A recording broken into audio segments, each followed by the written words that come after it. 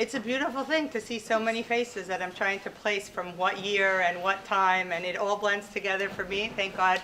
It's Baruch Hashem, 12 years of amazing memories that I can't distinguish one from the other because it's all one big snorkel and study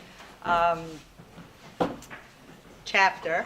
And it's beautiful that we have this opportunity to celebrate a bas mitzvah. That's each and every one of ours. And I saw on the little chalkboard in the front, it said Happiness 2.0. So as Hindalea knows, and probably all of you know, I'm not a tech, I'm kind of Amish when it comes to technology, although I try and I'm learning. But with everything in life, we're always learning and we're always growing. And I read this article that a friend forwarded to me from, I think it's 3 weeks old, so it's pretty current. It's not something, it's 2.0. It just came out. The end of January, New York Times article, and you could Google it afterwards for all the details, but I was fascinated by the concept, which basically said that Yale University offered a course this semester on happiness. It was titled Psychology and a Good Life, or something like that. And they had about 300 spots available because they were expecting it to be a large course. And within a few days after the class was posted online for students to sign up, it went from 300, which was the capacity initially. They extended it to 600. It then went to 900 a week later. By the time the class began, there were 1,182 students that signed up to take this course, which, looking at the stats, that's over a third, or between a third and a quarter of the entire population of undergrads at Yale signed up to take this course. And obviously, they had to do a lot of logistical, calisthenics to figure out where they're going to, what location's going to fit this class and have 20 TAs to assist. And they were trying to analyze, did everyone sign up for this because it's like an easy grade, it's like an easy class at Yale, or is there such a great and tremendous need that they didn't recognize in their student population of people looking and seeking not just the psychology of happiness and the good life, but what the teacher wrote in her, subtitle of the course was this. She actually wrote, this is going to be the hardest course you're taking because every day you're going to need to put into practice theories that we're studying to incorporate into your life, how you can upgrade your own quality of life, happiness and appreciation, etc. And they said they're actually not offering it next semester because it caused such a balagan in the curriculum, and all these other classes that were at the same time period were empty because everyone was taking this course. But I thought it was just the details are interesting, but the fascinating point was it's 2018 and there's so many things that pull us in so many different directions, and at the end of the day, no matter what our personal, skill sets or talents or where we're pulled, everybody at our core and at our center wants to feel happy, but more important, wants to feel like they're contributing and they're doing something meaningful, which happiness is really a byproduct of, which we all know. That's the 2.0. It's not, it's, we know as Americans, I think most of us here are, we're provided in our bill or declaration of the pursuit of happiness. And the Jewish approach is it's not something we're allowed to pursue or encouraged to pursue, but actually something that we're told, ivdu. Ivdu et Hashem simcha. We're directed, we're mandated, serve God with joy. So that's a different angle than pursuing happiness. This is something you should do, and the key word there is avodah, it's work, which doesn't sound fun, because when we think of happiness, we think of things that are fun, and things that are enjoyable, and things that are a bat mitzvah celebration, it's fun. But ivdu is work, and where does that come in? So I'm going to share a story. The Mishnah says that we learn from our teachers, and we learn from our colleagues, but we learn most from our students. And that's true, I think, for everyone, not just because you're preparing to teach, but the questions and the challenges that you're brought make you have to dig a little deeper. But this is a perspective that I learned from students that I wouldn't say I wasn't aware of, but it kind of opened a new channel. This is goes back a good number of years. So you're probably all familiar with my, my line of work, right? My husband and I run a Chabad at Emory University. And thank God we're blessed to be going to be going into our 18th year, but we began We opened the Chabad house 3 months after we were married. Atlanta's an amazing city, beautiful place. And Emory University is, old, established in 1836. They actually say Emory stands for Established Methodist, because it's a Methodist school, only recently Yiddish, because there's a lot of Jewish kids there, mostly from here, from the tri-state area, New York especially, and all sorts of students from many different backgrounds.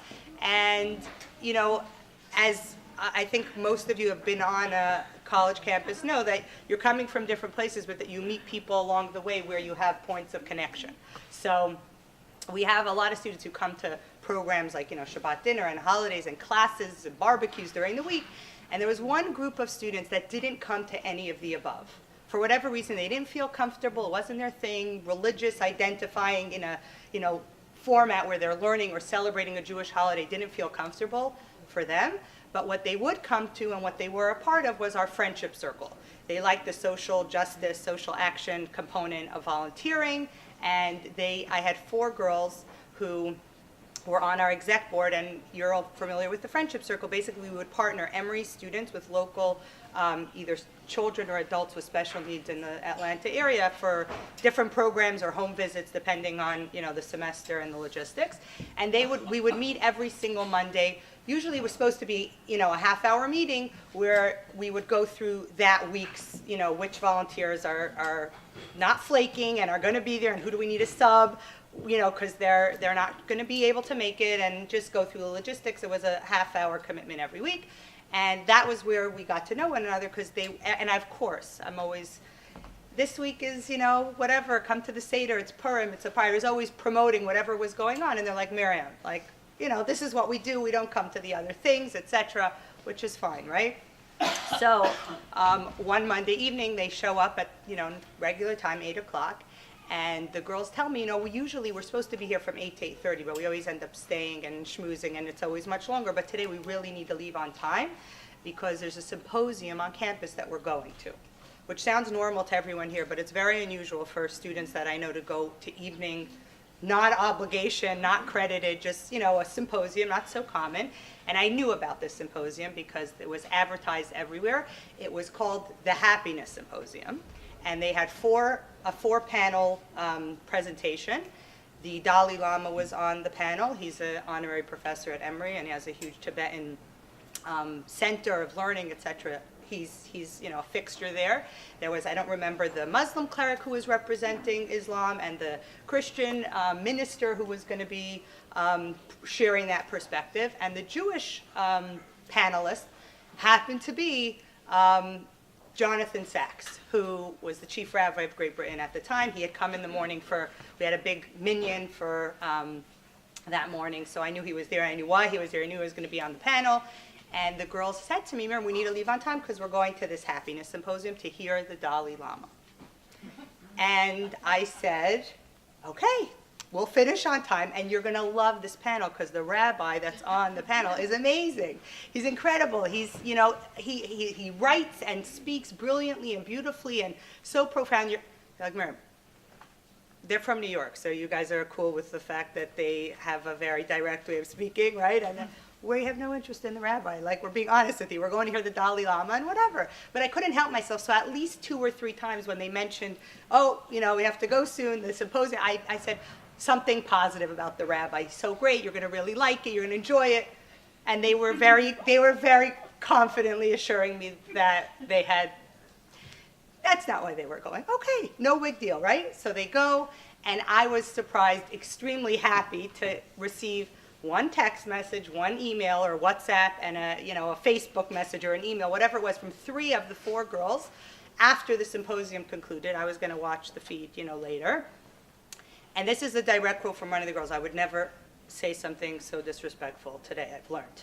But this is what she said. She texted me, and she's like, Miriam, the rabbi wiped the floor with the Dalai Lama. And I'm like, that is rude. It's not respectful, it's not dignified, chutzpah, really, The second girl said, and this was even more profound because I knew who she was and where she came from and her background and her aversion really to doing things that had a very Jewish, overt Jewish feeling. But she said to me, I never I was in a room with whatever, there were 1,000 people. It was very, very well attended. And she said, I never felt such strong pride and joy in being Jewish than I did tonight, listening to the rabbi represent the Jewish perspective on happiness. And I was like, wow, especially knowing who this girl is. Everyone here is probably, I mean, her family owns some very famous sports teams, and people know her and her background, but she never felt so proud to be Jewish. And the third girl also messaged me, you were right about the, you always don't mind hearing something like that, but you were right. We went to hear one thing and we walked away, totally blown away with what the rabbi said.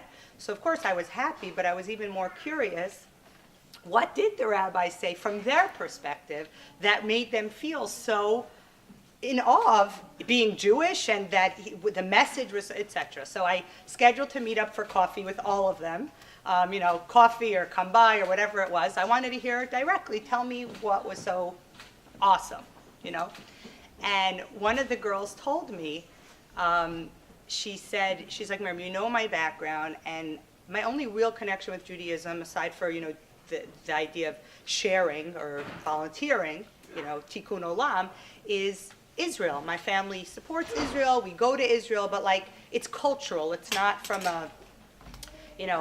a practice point of view. And she said, the rabbi said something that I didn't know at all. And I consider myself highly educated, and I couldn't believe that something so fundamental I didn't know. And obviously I said, what was that? And she said, well, he told the story about how we, the Jewish people, got our name. What's our name? So she said, I was familiar with our land. It's called Israel, but it's called Eretz Yisrael. Those were probably the two Hebrew words that she was, familiar with. Eretz Yisrael, the land of Israel. And we're Am Yisrael, the people of Israel, the nation of Israel. She's like, I'm familiar with that term, but I never knew how we got that name. And the rabbi told this interesting story about how we got that name. So I said, tell it to me. I want to hear the story.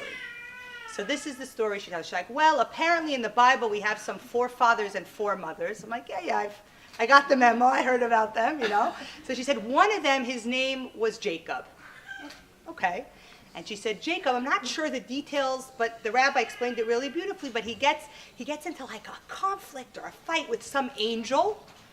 And at the end of this fight, or this, battle, Jacob, our forefather, has the angel in a headlock.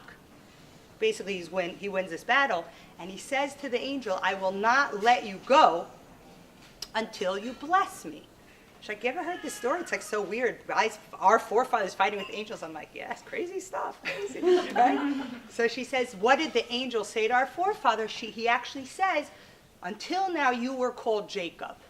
But now the angel gives him, from now on you're going to be given a new name, Yisroel, because you had a conflict and a struggle. And she said, I didn't know that the word Yisroel means you had a conflict or a struggle and you overcame and you succeeded, and you're getting this new name because of this incident. So she's like, I had no idea that's how we got our name. But what the rabbi explained that was related to happiness about this name blew me away. He said that in many, paths of life and wisdom, you have all sorts of channels that people could access to obtain happiness and tranquility and turn out the anxiety and the stresses of our lives. We have many areas that we could get tips from. But she said, we have something that's so much more fundamental. And I'm listening. I'm shepping naches, as they say, but I'm like, tell me what? So she said, it's amazing that throughout our history, we haven't had a happy, lovely, easy story. It's been very, very challenging. And the rabbi highlighted a few, extreme circumstances or situations in our past where, we were completely Holocaust, expulsion, there's no shortage of those sort of events. But what's incredible that the rabbi shared and I took away with is that no matter what life gave us as a people, we said the same thing that our forefather Jacob said. It's in our DNA to respond to challenge and adversity and conflict and difficulty by holding it and saying, I'm not letting you go until you bless me. Meaning, it's not happy and good per se in and of itself, but I'm not walking away until I could take something positive, something good, something meaningful, or something that will benefit another. In some way, there's something that's got to come out of this situation. And she said the secret to happiness is that we in our own lives, whatever we're dealt, whatever challenges we have to face, we may not say, see that they're good. That may be very challenging. But could I see something that could come positive out of this situation? And she said, it blew me away that that's our name. That's who we are at our core. People who can roll up our sleeves, and whatever we're handed, personally or as a people, we say, I'm not leaving this situation until something positive happens for someone else, for me learning and growing as a human being, or even if I can't grow from this because, I don't know, I'm too caught up in it, but maybe a third person could gain from the experience that I had, or the knowledge or the wisdom. And she said, it just gave me such an appreciation that this is in our DNA, that we're able to do this, and it really is a secret to happiness, that things aren't always going to be wonderfully happy and easy, but if I could pull something good out of it, then I'm guaranteed a different path. I'm not a victim of my circumstance. I'm empowered to take something positive away from it. And obviously, to hear a student who, again, knowing her background and her, at that point in time, not necessarily someone who appreciated the value that Judaism has to offer in terms of wisdom and ideals, explaining with such passion and enthusiasm how that's our name, that's who we are, like that's what we do as people. And she's like, everyone else on the panel, they had tips or advice or wisdom, which was really nice. But like, this is in our, she didn't say neshama, we got to that point, but she's like, in our guts, in our kishka, whatever, she didn't either say kishkas, trust me. In our casserole, this is not a kishka person, but she was like, this is what we've done throughout our history, this is what we're empowered to do, this is what our name defines us by, and we are Am Yisroel, not just the children of Yaakov, which we are, but like, we are this nation because this is a gift and a power and a tool, which doesn't sound like kumbaya, everybody come dance and sing, but this is really a true secret to happiness. So I learned from her explanation of this idea. One of the other students told me that she really was amazed by the idea that we are also called Yehudim, which the rabbi described like, again, from a negative place, that yellow star that said Jude. It comes from the word Yehuda, Yehudim. But what does the word actually mean? Meaning at our core, when you have a name refers to an essence or identifying feature of something. You want to give something a name, marketing, you want to kind of capture what it is you're looking for. And this name, Yehudim, another name referred to us as a people, comes from the word appreciation, hoda'ah, appreciating what we have, meaning good, bad, or ugly, if I could appreciate that something positive and good could come from it. And he tied it in, but another one of the girls shared it. And I learned for myself to see through another's eyes something that I can't say I took for granted, but I got a whole new wind in my sails from seeing it through another viewpoint. So that's kind of one story I wanted to share. Another story also, and this one I tread lightly because it's interesting. The president of Emory University he's not currently the president, but he was a Methodist minister and also a literature professor. And the way the community was set up, this was going back a good number of years, was Friday night, all the Jewish students would get together. We would have services, 3 different services. So pick which labels you like to throw at the service. As a Reform service, a Conservative service, an Orthodox service, because no one was Orthodox besides the bearded rabbi running it, who happens to be my husband. I don't know what the labels meant, but it was 3 services. Everyone picked wherever they wanted to go. And then after services, everyone would meet back up. And every other week, it alternated between being, Hillel would do Shabbat dinner, and then the next week, Chabad would do Shabbat dinner. And this was the first 3 years we were on campus before we bought our Chabad house. This is how the community was set up. So, and I'm saying Hillel, it wasn't called Hillel then, it was a different organization, but whatever. So the president of the university was invited to join the Jewish community for a Friday night dinner. He came, he attended, services aren't very long Friday night, so he was there, 10 minutes or so at each service. Then he joined everyone for dinner and he spoke and addressed everyone. And it was very surprising what he said, because normally you would assume that if anyone, but particularly the president of the university, is sharing something, he wants to please the crowd, the audience, he wants people to relate or connect to what he's saying.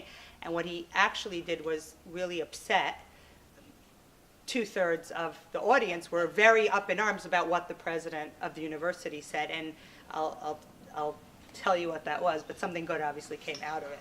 So anyway, he gets up and, so nice, and thank you for having me, and he says, I'm a Methodist my whole entire life, and he said something, he was probably between 60 and 70 years old. So he said, in my entire life, my experience has always been that the more religious somebody is, the more observant someone is, the more serious they take things in life, and they appreciate things in a way that a religious person may be, more prone to do than someone who's secular in terms of processing and analyzing and studying. And he's like, it's always been true in my experience that the more religious you are, the more kind of somber, serious, you take life. And he said, tonight something very interesting struck me. And he said, I walked into the first service. It was a lovely, lovely service. It was led by 2 students, and it was repetitive prayer, which he said I wasn't familiar with, but I was able to follow along. The 2 student leaders said whatever the verse was, and there was a responsive, back and forth. It was very nice. I really enjoyed it. He said, then I moved to the next service, and he said everyone was singing together, kind of humming a nice song. Again, he said the tune wasn't familiar, but the energy was really beautiful, and I appreciated, being there. And he said, then I walked to the third service, and he says that was, the Orthodox service. And between me and you back then, if you had asked anybody in that room if they categorized themselves as Orthodox, you would not have gotten, I don't even think, one hand raised. And there were people in there with, the sitter upside down. They weren't in the Orthodox service because that was how they identified. They were there because that's where they picked. But he said, I opened the door, and he's like, I kind of stood back, and he said, I couldn't believe what I was seeing. He says there was, he didn't use the word schwitzing, but he used whatever the Methodist version of that would be. But he says there were a bunch of students, probably 40 students, dancing around, and he's like, yeah, like, fist pumping and dancing and jumping, and he's like, the energy and the joy and the enthusiasm, and like, it wasn't ending, it was like, yeah, like, and he's like, it wasn't words, it was sounds and noise and energy and enthusiasm. It wasn't, like he said, to me, what I grew up and how I process a prayer service, there's verses, there may be tunes, hymns, songs, like that's all familiar to me, even if I wasn't familiar with the exact prayer. But walking into this room, it was just energy. It was just joy and enthusiasm and and hup, yeah. And he says, I just watched, and he said, I watched, but then he got, schlepped in, again, didn't use that word, but he got, by the shoulder to go. He's like, we were going around the table, there was nothing in the middle. And he said, just the enthusiasm and the energy of everybody so excited about, I'm not sure what, was incredible. But he said what I took out from that is it seems that in the Jewish community or in the Jewish tradition, it's different than in the Methodist tradition, because it seems like in the Jewish community, the more religious or observant, or he used the word Orthodox, but again, it's not a correct description, the more energy and enthusiasm you have, the more committed or strictly you take your Judaism. And he said, that's something that's very new. I need to process this. It opened up a whole new idea that how is this or why is this? But I learned something new tonight, that it seems like in the Jewish community, the more energy and the more enthusiasm you will find, the more commitment and adherence or whatever he took it to mean. Which I mentioned that many students kind of felt like, he didn't, they felt a little bit put down by his remarks, which was a positive thing, because they came over to my husband, a few different students after dinner, and they said, is that true what he said? And just because you guys were dancing when he happened to walk in, is that really an accurate observation of the Jewish community, that you're actually happier if you're more observant? Like, come on, is that real? Is that true? Was his observation authentic? And of course, what we like to do is anytime we're faced with a question is to say, well, let's get together and let's have a class and bring your friends. Anytime, so Friday night, someone will say, oh, Miriam, I have a question. And I'll say, amazing, you're available Monday? Let's sit and talk about it. Because on one foot in the kitchen with one kid on one leg and chicken soup on it's not going to be, it could be more than a question, right? So what was actually a beautiful takeaway wasn't that many students. It was probably 5, I would say half a dozen, who came to a lunch and learn, to grapple with this concept.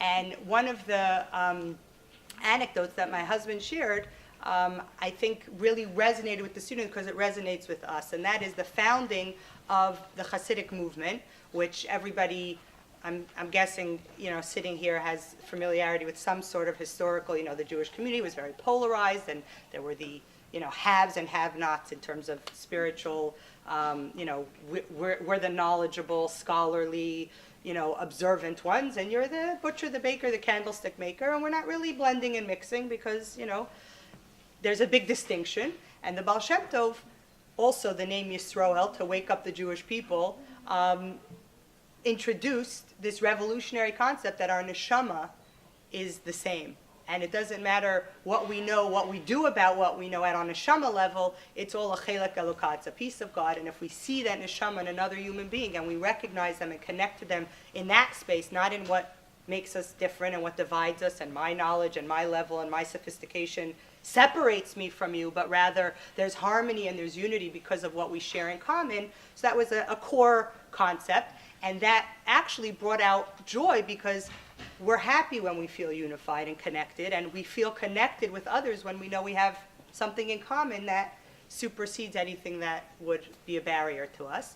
And the Hasidim back in the day weren't called Hasidim, they're Freilacher, the happy ones, the joyous ones, because they were singing and dancing and they would pray with a lot of energy and devotion and singing, etc. And there was one fellow who was quite bothered by this. He's like, we're living in these horrible, dark times where it's oppression all around and everyone's in a ghetto and no one has rights or the ability or the freedom to do what they want, and it's horrible. So are you guys foolish? Are you guys silly? Are you guys out to lunch that you're like, ha, sing and dance? Like, come on, it's not a reflection of the reality. Your response of being joyous and upbeat, it's almost out of place. And he was very bothered, and he approached the Baal Shem Tov and he asked him, could you explain to me what is up with you folks, the Freilacher, these happy ones? Like, it's almost like... So the Baal Shem Tov did what Jews throughout history have done, answer a question with either a story or another question. And the Baal Shem Tov said, I'm going to tell you a little tale. He was a very gifted musician, born with just a natural, innate ability to create incredible music. Not taught, not schooled, just, from there. And when he would pick up his instrument, it was a violin, and he would start to play, he had this magnetic energy. People would just be drawn to the sounds, the beautiful music. And so he said one Tuesday afternoon, nothing going on, right? It's in the dark, dismal, dreary ghetto or shtetl. He picks up his violin and he's playing in the marketplace, puts out his hat for a few shekels or kopecks, whatever it was. And he's playing. It was a somber, sad song, but as the music and the melody continue, the tempo starts to pick up and it starts to become more upbeat and a little bit more happy, and the energy of the music starts to uptick. And sure enough, one person stops, another person stops, because there's some magnetic force when you hear something beautiful and you're drawn to it. So slowly but surely a little crowd starts to gather, and as the music is increasing in its energy, its tempo, its speed, whatever it was, one person's foot starts to tap and another, and sure enough, without a whole lot of time going by, there's dancing. He's playing, and people on a random Tuesday in the middle of the marketplace are dancing. And of course, dancing's contagious, so even if you were standing on the side, like, what's going on? You hear the music, you feel the energy, you see the joy, you get pulled in, someone schleps you in, or you just find yourself there, and that's what's going on. This is the scene. So the Baal Shem Tov says, random Tuesday, there's beautiful music and everyone's dancing, and one fellow comes out of his little hut. He's deaf, he doesn't hear anything. But he sees this incredibly odd sight. It's Tuesday, there's no celebration or holiday in sight. Nothing good has happened here in this town in hundreds of years. But what is wrong with these people? They lost their mind, they're all dancing as if... So the Baal Shem Tov turned to this fellow and he says, you tell me, what was this man who's observing this scene of all these people dancing, what was he missing? What didn't he understand? That if he would have had the insight, he would have not had a question. And of course, it's an obvious answer. He didn't hear the music. So the Baal Shem Tov said exactly. If this man had heard the music, he probably wouldn't have been standing critically on the side. He would have probably joined. Why? Because that's the power and energy that music has to pull people in. So he said, regarding your question about how these Hasidim, how these, this band of scraggly Jews could be so upbeat and positive in such a dark situation, what music are they tuning into? What are they hearing that's giving them that ability to dance and sing? They're listening to the sound of the music that their neshama is making. The ability to listen and say, I'm connected to God, the creator of the universe. And that brings some joy and energy, even though the situation around us is not something to celebrate per se. But if I could tune into the sound of my soul, if I could hear the energy that's inside of me, and I could connect to that force, the whole scene is different, because you don't have a question, why are they dancing, why are they happy? And when my husband shared this tale with the students, the idea was the more connected that a Jew is to their neshama, to their source, it does bring a music or an appreciation for all the other areas in our life. But then, of course, we always want to make it practical, and that's where there's nothing like Torah learning, which obviously Snorkel and Study for 12 years has been all about. Everything else is aside. I always laugh like Snorkel and Study. It's study and study and snorkel, if the weather cooperates and, you get on time. It's like snorkeling's beautiful and amazing and even has beautiful lessons like Rifki shared. And I do want to say, I have a picture to prove. I told you I'm holding it till all your children are married. With social media, I just want you to know I have it. So I have this like blackmailing piece of, Rifki told a little tale about finding the wetsuit for our first snorkel trip, and the tichel and whatever. But I don't know who took the photo, but I have this very fascinating photo of both of us in snorkel gear, and it will be seen by no one, but just know it's out there. Sorry. So now I don't know what I was saying, which is about studying. And there's nothing like Judaism to actually give us not theories and philosophies and ideas or even inspiration and beautiful stories, but practical every single moment from when a Jew opens our eyes in the morning, all the techniques that science has proven. And if you go on, TED Talks, the most popular TED Talks are people giving advice that they proved in a lab or in some social science experiment, where if you practice gratitude every day, if you acknowledge, if you keep a journal and you write down like the top 10, scientific gleanings of this decade in how a human being achieves happiness, write them down. It's amazing how every single one, not by a far stretch or because we're very talented and we're creative at being able to tie things that have nothing to do with each other together. No, straight up, Moda'ani in the morning, thank you God I have a new day. Looking before I eat, acknowledging I should be mindful and I should, be appreciative of the food and where it comes from and the energy and what I'm going to do after the food, and verbalize it by acknowledging where it comes from, appreciation and thanks. And not Shabbos is like that takes care of hundreds of billions of hours of again TED Talks, and I'm using that only as an example of people condensing years of study into a few powerful minutes of information. But once a week, stop, put everything aside and focus on what you're really here for, what's really your purpose, and connect to your family and friends and community around you, and turn off all the noise. There's nothing that correlates better in today's science than all the things that Torah sets as foundation building block, from being thankful, saying brachos, praying, Shabbat. All of these things are really key. We're not presented them, if you keep Shabbos, you're going to be happy. If you say Moda'ani, then we're going to be a happy person. But guess what? If you're an appreciative person, if you're a present person, if you're a mindful person, if you're someone who embraces the anxiety and knows that God uniquely gifted you with this situation because he believes in your ability to work through it and come out with a blessing on the other side, it's really transformative, because everything we hear is like, no kidding, thousands of years of Jewish wisdom has been here for us to internalize it and to find the joy in who we are and in what our mission is to give to the world. And I think it's really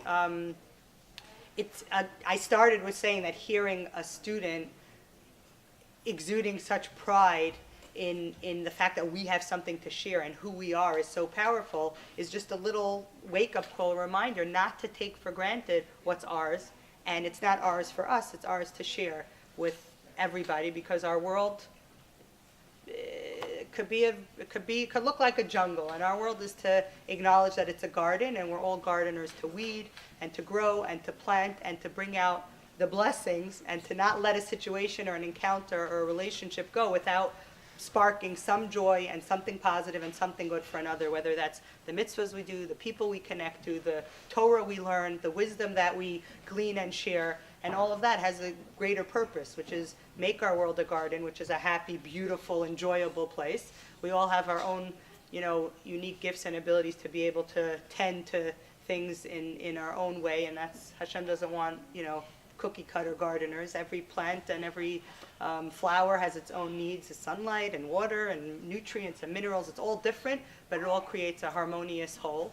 And l'chaim, that we should all have the energy and the joy and the ability and, I would just say, the garden should be the way Hashem acknowledges He wants us to make it, but now. It's like we've been gardening for thousands of years, and I think at this point the chief gardener has to come in and just say, you know what, you guys did an awesome job, and I'll take it from here, and to bless each and every one of us with revealed brachos in every area of life that we need, health and wealth and mental, emotional, and spiritual and psychological happiness and joy, and abundance of revealed blessing for all of us and our family and our communities, wherever we're from or going back to.